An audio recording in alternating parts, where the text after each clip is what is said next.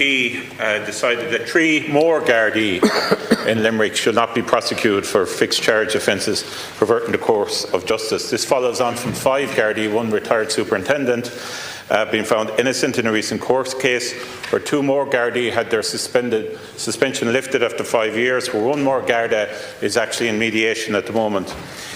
The Taoiseach, where you're sitting a few weeks back, said that there should be an inquiry into what happened in Limerick. Why was Limerick picked on?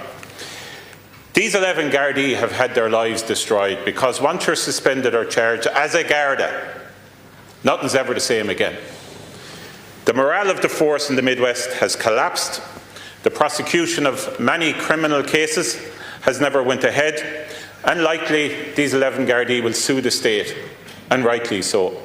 So I'm asking you, Tánaiste, given that it seems now that the whole house of cards around all of these cases revolved around a retired superintendent, Eamon O'Neill's prosecution and case collapsing and everyone else being collateral damage, will you support an inquiry into what happened here in Limerick as to why this went ahead and why others in other areas, other divisions and senior Gardaí who also would have been acting in a similar way were not prosecuted compared to these 11 individuals. Will you support an inquiry in relation to this? Because I am not going to stop until one is launched. Tánaiste.